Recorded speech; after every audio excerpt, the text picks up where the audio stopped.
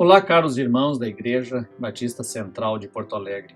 Hoje eu quero fazer a reflexão sobre um salmo bem difícil, que é o Salmo 88. Ele é um salmo de lamentação, lamentação daquele que está numa extrema aflição, uma aflição de morte, inclusive, e ele chama Deus para uma conversa. É um salmo difícil porque ele é um salmo que não apresenta uma perspectiva de livramento, apresenta um clamor e uma grande lamentação.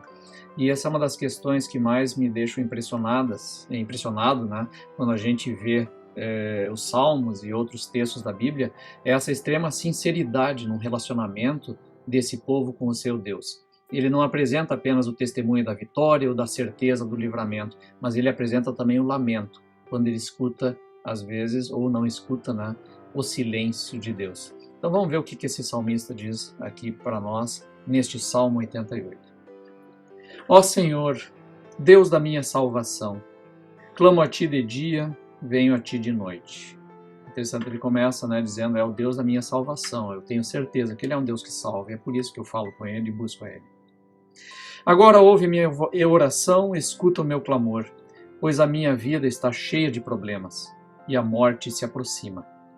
Fui considerado morto, alguém que já não tem forças, deixaram-me entre os mortos, estendido como um cadáver no túmulo. Caí no esquecimento e estou separado do teu cuidado. Tu me lançastes na cova mais funda, nas profundezas mais escuras. Tua ira pesa sobre mim. Uma após outra, tuas ondas me encobrem. É interessante como ele coloca a questão do sofrimento que ele está passando como uma coisa que está ligada também ao relacionamento com Deus. Ele não separa uma coisa da outra. O sofrimento está junto e é por isso que ele clama a Deus, porque ele sabe que Deus pode tirar ele desse sofrimento. É um ato de fé, então.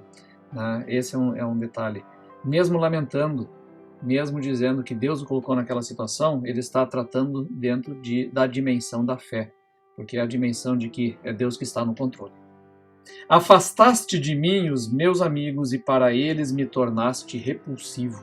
Estou preso numa armadilha e não há como escapar. As lágrimas de aflição me cegaram os olhos, todos os dias clamo por ti, Senhor, e a ti levanto as mãos. Será que tuas maravilhas têm algum uso para os mortos? Acaso os mortos se levantam e te louvam?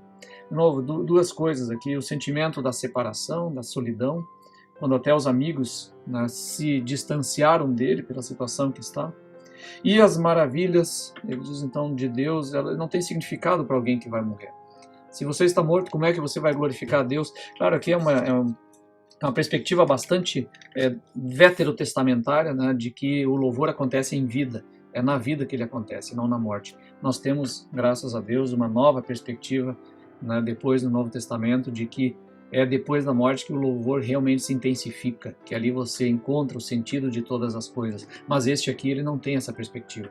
Ele está esperando para louvar a Deus em vida. E é por isso que ele clama a Deus. Versículo 11. Podem os que estão no túmulo anunciar o teu amor? Podem proclamar tua fidelidade no lugar de destruição? Acaso as trevas falam de tuas maravilhas? Pode alguém na terra do esquecimento contar de tua justiça? A ti, Senhor, eu clamo, dia após dia continuarei a suplicar. Ó Senhor, por que me rejeitas? Por que escondes de mim o rosto? De novo, ele invoca de novo a própria glória de Deus, quer dizer, Deus poderá ser glorificado se eu morrer nessa situação e se eu ficar assim como estou? Como Deus vai ser glorificado? Quer dizer, é muito comum isso no Antigo Testamento, vincular a própria situação que está com a própria glória de Deus. Eles fazem muito isso. Dizem, olha Deus, isso aqui testemunha contra o teu próprio nome. E ele invoca isso com sinceridade, porque é o que ele está sentindo. Desde a juventude estive doente e à beira da morte. Teus terrores me deixaram indefeso e desesperado. Sim, tua ira intensa me esmagou, teus terrores acabaram comigo. O dia todo agitam-se ao meu redor como uma inundação e me encobrem por completo. Tiraste de mim meus companheiros e pessoas queridas.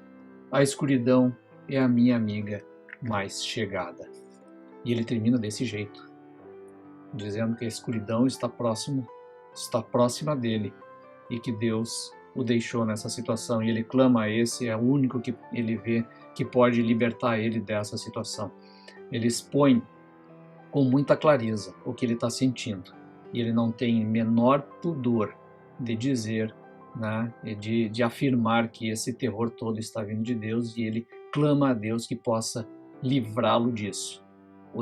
O Salmo termina dessa maneira triste, depressiva, e o que eu acho mais impressionante, o mais fantástico, é que ele foi deixado no cânone, assim como muitos outros salmos foram deixados, assim como Jó foi deixado, né, e foi considerado uma representação concreta e uma representação real de uma fé viva, e uma fé viva lamenta quando precisa lamentar. E ela clama a Deus, e ela chora sua situação, e nem por isso ela é menos fé do que a fé daquele que obtém a vitória, porque ela tem a certeza de que Deus é soberano, e ela está debaixo dessa soberania, mesmo vivendo com tristeza essa situação. Essa é uma fé extremamente viva, que a gente tem uma dificuldade imensa de perceber e de viver, né? Mas essa é uma fé real que está no Antigo Testamento, daqueles que sabem que mesmo no sofrimento, Deus está presente e a gente conversa com Deus mesmo nessa situação. Que Deus nos abençoe e nos ajude a compreender essa caminhada neste mundo com Deus. Deus nos abençoe. Amém.